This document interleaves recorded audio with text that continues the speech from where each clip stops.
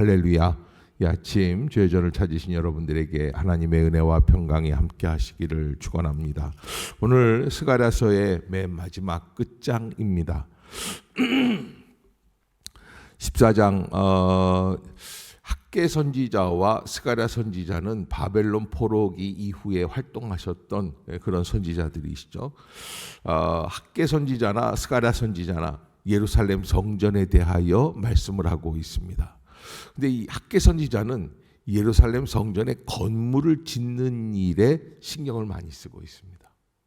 그래서 그 성전 건물을 잘 지을 때 하나님께서 우리에게 은총을 주신다는 거예요. 교회에서 일을 하다 보면은 겉 모양에 신경을 많이 쓰는 분들이 계세요. 그래서 이렇게 해야 된다, 저렇게 해야 된다, 건물도 지어야 한다. 근데 동시에 또 하나님께서는 이 스가랴 선지자를 통해서 너희가 건물을 짓지만 건물만 지어서는 안 되고 어떻게 하는 거예요? 그 내용, 그 안에, 성전 안에 어떠한 것으로 채울 것이냐라고 하는 이 컨텐츠에 대해서 하나님도 관심을 갖고 계신다. 그래서 건물의 의미가 없다는 게 아니에요. 건물도 있어야지 돼요. 그러나 그 안에 담겨 있는 이 신앙인들도 문제가 된다는 거예요. 스가랴 선지자는 바로 그쪽이에요. 우리가 하나님의 성전을 짓는데 그 성전 안에서 과연 성전의 의미라는 것이 무엇이냐? 스가랴라는 건 자카리아라는 단어예요. 근데 자카리아라는 단어는 무슨 단어냐면 하나님이 우리를 다 기억하고 계신다는 거예요. 하나님의 불꽃 같은 눈동자로 이렇게 바라보고 계시면 하나님께서는 일일이 일거수일투족 우리의 모든 것을 알고 계시기 때문에 우리가 하나님 앞에서 어찌 거짓을 숨길 수 있겠는가. 그러니까 늘 경외하고 조심스럽게 살아가야지 된다라고 하는 것을 말씀하시면서 성전에 대해서 말씀을 하시는데 스가랴는 성전에 대한 비전을 바라보다가 성전이 결국 예수 그리스도시라는 것을 깨닫게 돼요. 그래서 그는 겸손하여서 곧 나귀, 이 처음 모든 동물의 아주 연약한 짐승을 타고 들어오신다라는 그 예언을 하지 않습니까? 그러면서 점점 예수 그리스도께서 성전이시다라는 걸 얘기하고 그와 더불어서 이제 13장, 14장에서는 예수 그리스도께서 승천하시고 이 시대에 남겨지는 마지막 신약 이후의 시대의 교회들, 그 교회들까지. 그래서 아주 방대하죠. 스가랴는 14장밖에 안 되는 책이지만 그러나 그 내용으로 볼 때는 모세의 성막서부터 시작해서 이 사도행전 이후에 오늘날의 교회까지 다 망라를 해서 하나님이 그 모든 것을 다 아우리고 계신다라는 것을 우리에게 알려주고 계시는 아주 초시대적인 선지자다라는 것을 알 수 있습니다. 그러기에 우리가 이 스가랴서를 볼 때마다 아하, 하나님께서 이 스가랴 선지자를 통해서 우리에게 말씀하시려고 하는 것, 교회라고 하는 것이 어떤 것이냐. 여러분 어제도 우리가 함께 나누었지만 이 죄와 더러움을 씻는 셈, 우리가 하나님 앞에서 나와 하나님께 성전에서 예배할 때마다 잊지 말아야 할 것은 회개의 역사라고 말씀을 드리지 않았습니까? 진정으로 나의 심령을 온전하게 하는 게 필요하다라는 거예요. 여러분 당시에는 염소 새끼 한 마리만 죽여도 양 한 마리만 죽여도 죄가 다 용서받는 시대예요. 그러나 예수 그리스도께서 우리를 위하여 십자가에서 죽으시면서 우리를 위하여 흘려놓으신 보혈의 샘에 들어가 우리가 죄를 용서받지 않으면 완전히 깨끗하게 정결하게 되어야 되는 거예요. 그렇지 않으면 우리의 드리는 예배가 아무 의미가 없다는 것이죠. 그래서 14장에서 이제 이런 쭉 성전에 관한 말씀을 하시다가 오늘 14장 1절에 보면은 한 가지 초점에 이르게 됩니다. 1절을 한번 읽어볼까요? 시작. 여호와의 날이 이르리라. 그날에 내 재물이 약탈되어 내 가운데에서 나누리이다. 아멘. 무슨 날이에요? 여호와의 날이에요. 여호와의 날이라는 것은 두 가지 의미를 가지고 있습니다. 여호와의 날이라는 것은 하나님께서 인도해 주시는 백성들에게는 승리의 날, 축복의 날이지만 그러나 하나님 앞에서 심판받아야 할 사람들에게서는 저주의 날, 전쟁의 날, 멸망의 날이라는 거예요. 근데 여러분, 이 동시에 두 가지 의미를 우리는 항상 갖고 살아가는 존재들이다. 항상 언제나 그 의미 속에서 살아갑니다. 그래서 이 멸망의 날이 다가오고 있는 이 모습들을 바라보면서 하나님, 우리는 이 여호와의 날을 어떻게 감당해야 할 것입니까? 라고 하는 질문을 해야지만 되겠죠. 그래서 심판의 날이 되는 것인지 승리의 날이 되는 것인지를 알아야지 되고, 그 다음에 이 여호와의 날에 또 두 가지 또 의미가 있는데, 종국적인 종말에 관한 말씀을 하실 때도 있고, 그 다음에 신약 이후에 오늘을 살아가는 이 현대 신약 이후의 교회의 시대를 말씀하시는 것도 있어요. 근데 이게 스가랴서 14장에 나와 있는 것은 종국적인 결론도 있을 수 있지만은, 많은 학자들이 신약 이후에 교회의 시대의 날들에 대해서 하나님이 예언을 하고 계신다. 그래서 이 스가랴서 14장을 가만히 보고 있으면 앞으로 교회가 어떻게 될 것인지에 대해서도 알 수가 있게끔 돼요. 그래서 여러분, 말씀에 잘 깊이 들어가서 말씀을 깊이 묵상하고 말씀 안에 들어가기 시작을 하면요, 큐티라는 게 그런 거예요. 가만히 훈련을 하기 시작을 하면, 저는 22살 이후로 교수님이 큐티 좀 하자 그래가지고 같이 큐티를 하기 시작을 해서 지금까지 매일 큐티를 하고 있으니까 이 큐티가 벌써 한 40년 이렇게 되는 거죠. 40년 큐티를 하다 보면 오늘 어떤 일이 벌어질까까지도 보일 수도 있다고. 이거 뭐 쪽집게 무당 얘기하는 건 아니지만, 하나님이 나를 어떻게 인도해 주시고 계시는구나라는 것을 어렴풋이 알 수 있다라는 것을 우리가 말씀을 통해서 깨닫게 됩니다. 그러기에 우리가 하나님 앞에서 늘 깨어서 겸손할 수밖에 없죠. 자, 마지막 시대의 교회들이 어떻게 살아가야지 되는가? 하나님께서 여기 오늘 여호와의 날이 이르리라, 그날에 내가 네 재물이 약탈되어 내 가운데서 나누리이다. 전쟁의 역사가 있다는 거예요. 그러니까 바벨론의 포로로 돌아왔는데 아직까지 전쟁이 끝난 게 아니죠. 페르시아의 전쟁이 있고, 헬라 시대의 전쟁이 있고, 로마 시대의 전쟁이 있고, 계속되는 전쟁이 이어지는 거예요. 그래서 우리에게 하나님께서는 전쟁을 예비하는 날들 앞에 하나님의 믿음을 잘 지킬 수 있는 심령이 되고, 그 전쟁의 여러 가지 혼돈 속에 있지만, 어제도 이란 대통령이 헬리콥터를 타고 가다가 추락을 해서 죽었지 않습니까? 저는 그것도 암살의 한 종류가 아닌가 이렇게 생각을 하는데, 이런 모습을 볼 때 지금 특히나 이스라엘과 이란이 안 좋은 상황에서 그런 일들이 벌어지는 것은 쉽지 않은 일들이다라는 생각이 들고요. 뭔가 큰 사건이 또 지나가고 있구나라고 생각을 하게 되었습니다. 아무튼 여러분, 우리가 하나님 앞에서 정말 우리는 편안하다, 안전하다 이렇게 생각할 수 있는 날들이 아니고, 저는 이건 뭐 여담이지만 왜 그 사람만 죽었는지 저 북쪽에 계신 분도 함께 그 헬리콥터를 탔으면 좋았을 텐데, 뭐 이런 생각도 했고, 웃을 줄 알았는데 굉장히 무슨 말인지를 못 알아듣는 것 같은데. 근데 하여간 제가 이제 젊었을 때죠. 제주도에 있을 때인가 이제 김일성이 죽었어요. 와, 나는 이제 전쟁이 나겠구나. 우리나라는 안 나더라고요. 그냥 통과됐어요. 그래서 죽는다고 또 다 해결되는 건 아니에요. 아무튼 그런 위협 속에서 우리가 살아가고 있다. 그래서 이 신약 이후의 교회에는 어떻게 해야지 되는가? 전쟁을 예비하는 믿음으로. 그래서 여러분, 여기 본문에 보면은 네 재물이 약탈된다 그래요. 왜 그랬을까요? 하필이면 여러분, 전쟁이 나면 목숨도 생명도 자녀들도 모든 게 다 약탈되죠. 근데 하필이면 스가랴 선지자는 뭐라고 그러냐면 재물이 약탈된다. 아마 당시에 예루살렘에 와 있는 믿음의 성도들, 이스라엘 백성들 가운데 그들은 바벨론 포로에서 바벨론 문화를 포기하고 하나님의 약속을 지키기 위해서 예루살렘에 모인다고 하지만은, 그들의 마음속에 돈이 있어야 산다. 뭐니 해도 머니가 최고라고 그러잖아요. 그런 식의 어떤 성도들이 있었던 것 같아요.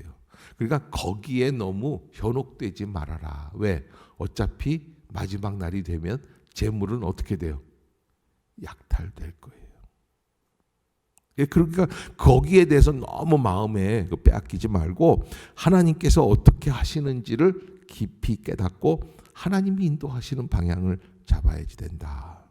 그래서 내가 이방 나라들을 모아 2절에 보면 예루살렘과 싸우게 하리니 성읍이 함락되고 가옥이 약탈되고, 이 예루살렘 신드롬이 있습니다. 이 이스라엘 백성들은요, 심지어 전 세계가 존재하는 것은 예루살렘 성전 때문이라고 얘기하기도 해요.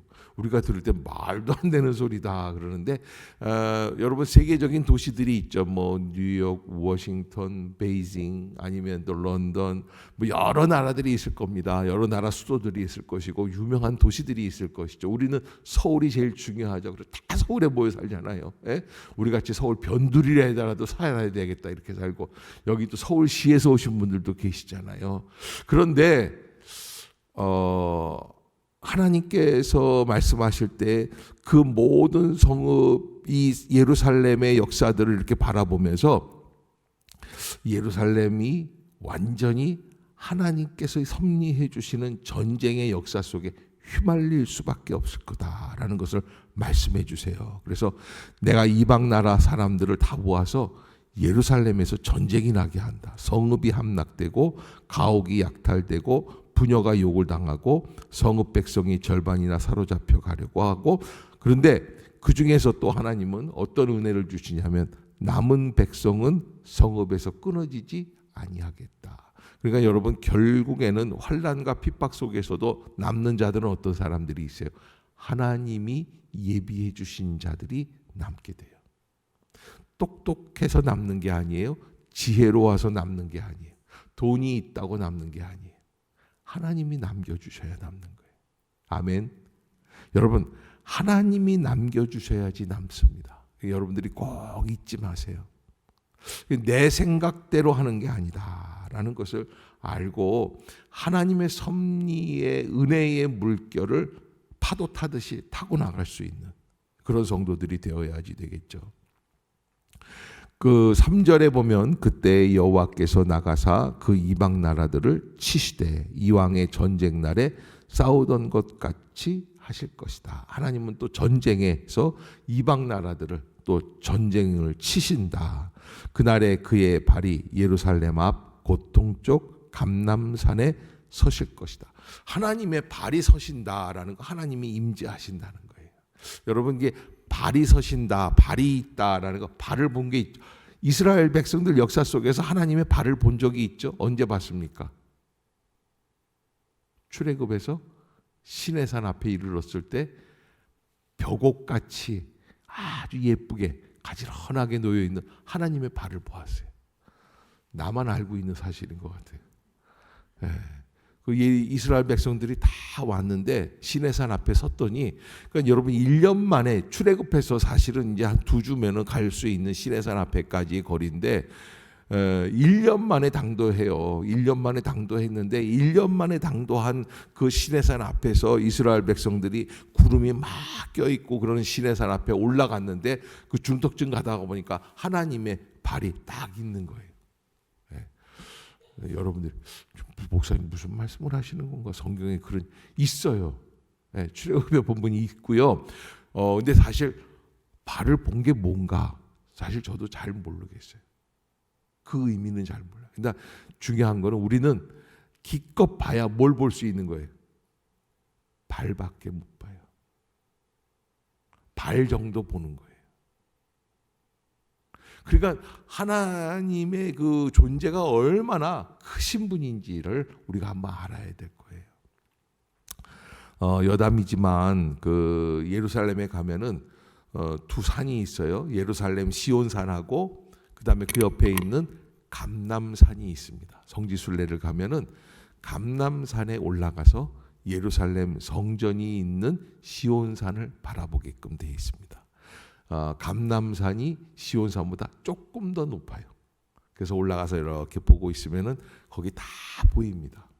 그 지금은 이제 황금성 사원이 있긴 하지만은 예전에는 예루살렘 성전이 있었겠죠.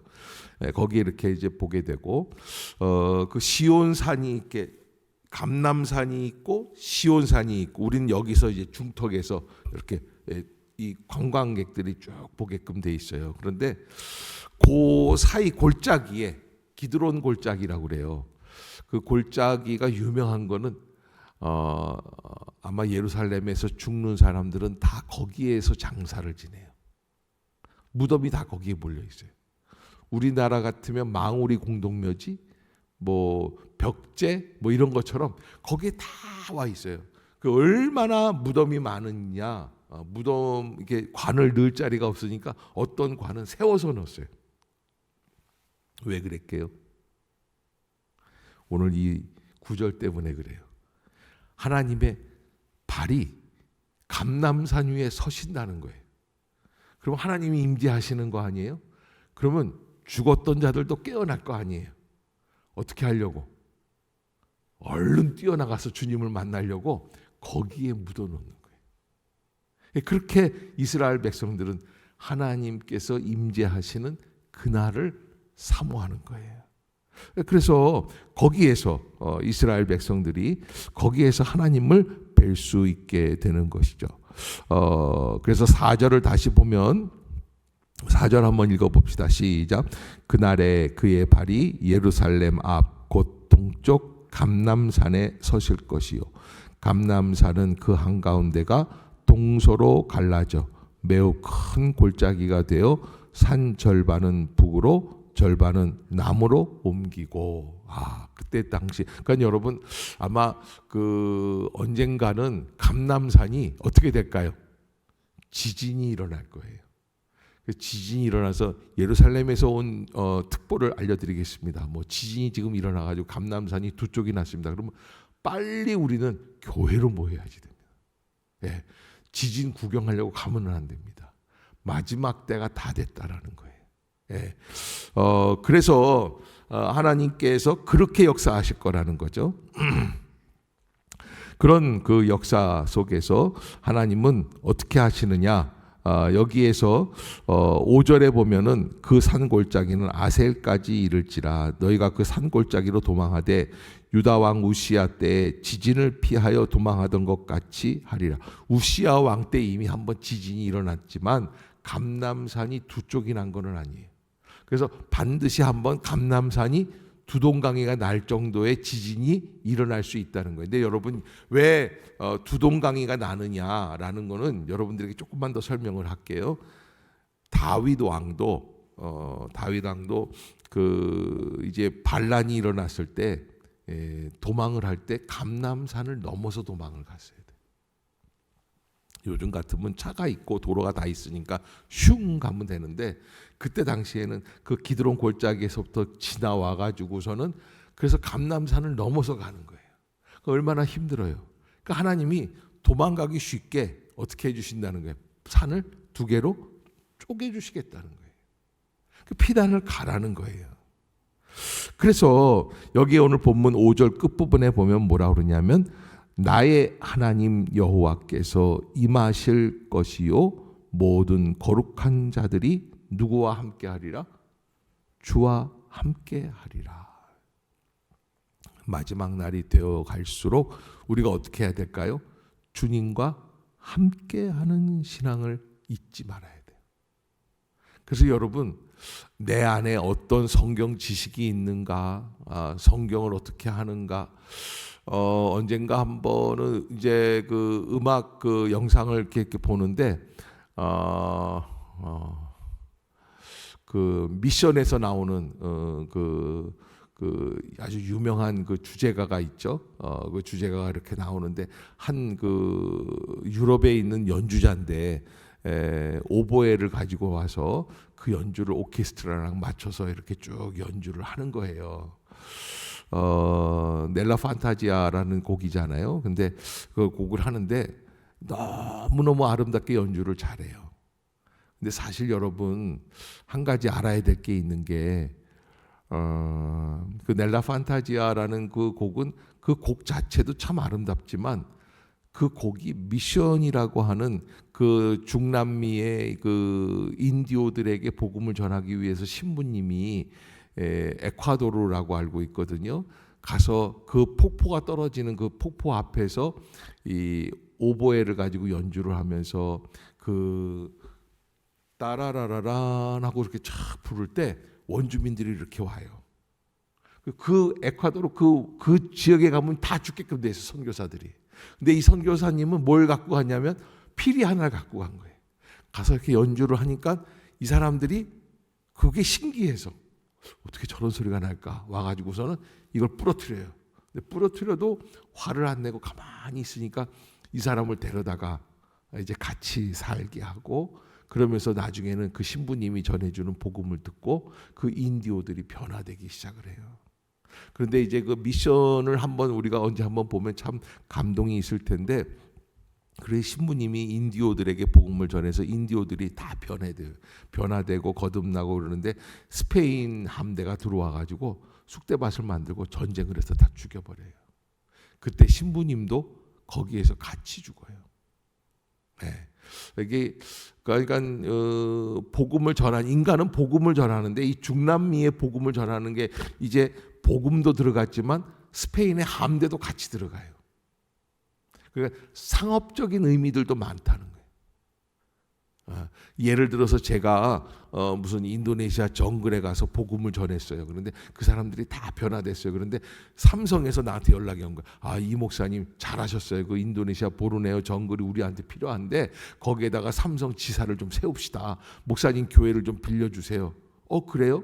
그러면 저한테 뭘 주게? 그러면 부장 월급을 드릴게요. 그럼 감사하죠. 그렇게 해서 타협을 해가지고 교회를 이렇게 하고 지역 주민들을 삼성 직원으로 만들, 이런 식의 스페인 정복 시대가 그런 일들이었어요. 그래서 정복자들이 복음을 앞세우면서 들어가서 복음의 삶과는 전혀 상관없이 이 원주민들을 약탈하고 죽이는 거예요. 살인의 역사죠. 그런데 무슨 얘기를 드리려고 하냐면, 그렇게 넬라 판타지아 노래를 쫙 연주를 하는 거는 사실 그 연주곡 자체가 아름다운 것만 중요한 건 아니잖아요. 뭐예요? 그 신부님처럼 고귀한 삶을 살아나가는 복음의 삶을 사는 게 목적이잖아요. 그렇지 않아요? 우리에게 있어서 정말 중요한 건 그게 목적이에요. 여러분, 스승의 날, 어버이날, 높고 높은 하늘이라 말들, 노래를 불러요. 노래를 잘 부르려고 부르는 거예요? 아니잖아요. 노래의 의미를 깊이 새기자는 거잖아요. 근데 마찬가지예요. 우리가 성경 지식을 잘 아는 게 중요한 게 아니에요. 성경 지식을 가지고 있는 이유는 어디에 있어요? 마지막 날에 그렇게 살아내자는 거예요. 아멘. 여러분, 그걸 잊지 마셔야지 돼요. 우리가 기도를 유창하게 하는 것도 마찬가지예요. 기도를 따발총처럼 하는 것도, 여러분, 하나님은 유창하게 하든지 무슨 시인처럼 하든지 따발총처럼 하든지 다 아무 상관이 없어요. 하나님의 관심은 딱 한 가지예요. 너 그렇게 살고 있니? 그거예요. 너 그렇게 말하지만 너 그렇게 살고 있니? 하나님께서는 마지막 날에 그 모든 역사를 통해서 우리가 어떻게 살아가야 할지를 알려주셔요. 그래서 6절에 보면 그날에는 빛이 없겠고 광명한 것들이 떠나갈 것이다. 어두움이 우리에게 임한다는 거예요. 그러나 그 어두움 속에서 7절에 보면 시작, 여호와께서 아시는 한 날이 있으리니 낮도 아니요 밤도 아니라. 자, 여러분, 어두워가면 빛이 있습니까? 없습니까? 없습니다. 그러나 어두워갈 때 하나님은 빛을 주십니다. 그 빛이 어디에 있습니까? 우리의 심령에서 성령의 빛으로 역사하시는 그 신앙의 빛이에요. 믿음이 있으면 빛이 나게끔 돼 있어요. 그래서 예수님이 뭐라고 그러시는 거예요? 나는 세상의 빛이라고 말씀을 하시는 거예요. 그래서 8절 시작, 그날의 생수가 예루살렘에서 솟아나서 절반은 동해로 절반은 서해로 흐를 것이라. 여름에도 겨울에도 그러하리라. 아멘. 여러분, 그렇게 해서 하나님께서는 성전 안에서 그런 생수의 역사가 일어나게 하시고 그 생수의 역사들을 통해서 하나님의 놀라운 능력을 나타내게 해주시는, 그래서 그 생수를 마시는 자들에게 생명을 얻게 하시는 축복의 은혜를 주신다는 거예요. 그러기에 여러분, 우리가 하나님의 은혜의 백성이 된다는 건 굉장히 아주 중요한 일이죠. 어떠한 것과도 바꿀 수 없는 하나님의 절대적인 은총이 그것에 있습니다. 그것을 바라볼 수 있는 믿음의 눈이 열려야만 합니다. 우리는 잘 알지 못하기 때문에 어떻게 살아가야 하는지, 마치 인간의 생각과 인간의 유토피아, 인간의 이데올로기를 실현하는 게 잘 사는 건 줄로 알지만, 그러나 그렇지가 않다는 거예요. 정말 중요한 것은 하나님을 아는 거예요. 정말 중요한 것은 어두워져 갈 때 빛이 있는 거예요. 정말 중요한 것은 갈증이 날 때 마실 수 있는 생수가 있는 그 자리를 사모하며 나와야 한다는 것이죠. 그것이 바로 하나님께서 마지막 시대를 살아가고 있는 우리들에게 주시는 약속의 말씀입니다. 오늘 스가랴서 14장까지 이제 마치게 되는데, 그러나 여러분, 이제 우리가 이제 말라기 이제 시작하면, 지난번에 한번 말라기를 한번 했습니다. 그래서 사실은 오늘 다 구약이 끝난 거나 마찬가지지만, 그러나 또 끝은 없어요, 성경은. 그래서 말라기를 내일부터 다시 하려고 그래요. 아무튼 우리가 하나님께서 주시는 이 포로기 이후의 시대의 백성들에게 주시는 그 약속의 말씀 속에서 우리는 이 시대를 어떤 믿음으로 살아가야 할 것인가. 여러분, 이 21세기는 어제도 말씀드렸지만 후기 세속주의 사회라 이렇게 말씀을 해서 사람들이 개인화되고 정말 자기 생각대로, 자기 마음대로, 자기가 최고예요. 내가 만족이 있어야지 돼요. 내 뜻대로 되어야지만 된다라는 사고방식들이 많이 있는 시대입니다. 그러나 이 시대 속에서 하나님의 뜻을 알고 하나님의 은혜를 사모하고 하나님께서 원하시는 길로 나아갈 수 있는 길이 무엇일까라는 것을 여러분들이 잊지 마시고, 하나님 앞에서 다시 한번 회복되어질 수 있는, 오늘 스가랴서 이 끝절을 한번 읽어볼까요? 14장에 20절 21절 시작. 그날에는 말 방울에까지 여호와께 성결이라 기록될 것이라. 여호와의 전에 있는 모든 소치 제단 앞 주발과 다름이 없을 것이니, 예루살렘과 유다의 모든 소치 만군의 여호와의 성물이 될 것인즉, 제사 드리는 자가 와서 이 솥을 가져다가 그것으로 고기를 삶으리라. 그날에는 만군의 여호와의 전에 가나안 사람이 다시 있지 아니하리라. 아멘. 이 맨 마지막 20절에는 하나님은 모든 백성들을 어떻게 만드시느냐? 성결한 심령으로 만들어 주신다. 그러면 여기 21절에 약간 이상한 말씀이 있죠. 가나안 사람이 다시 있지 아니할 것이다 라고 하는데, 이 가나안이라는 것은 하나님을 알지 못하고 세상 일에만 탐닉을 하고 세속적인 사람들을 가리킨다. 이게 무슨 얘기냐면, 여러분, 후기 세속 사회이지만 세속화되어 보십시오. 그러면 살아남지 못합니다. 세속화된 생각 속에 머물러 보십시오. 그러면 살아남지 못합니다. 세상을 너무 좋아하거나 반기며 세상적인 방식으로, 세상적인 태도로 나가지 마십시오. 하나님은 그들을 남겨두지 않으십니다. 이 세속사회를 피해갈 수 있는 가장 중요한 것은, 우리가 세속적인 생각에서 어디로 나가야 될까요? 성결한 주의 은혜의 자리로 나가야 될 것입니다. 그게 살 길입니다. 그러기에 세속주의 사회 같은 그런 생각 속에서 나 개인의 생각, 나의 고집, 나의 의, 이런 것이 아니라 하나님께서 원하시는 성결이라는 것은 무엇일까? 내가 어떻게 살아야 될까?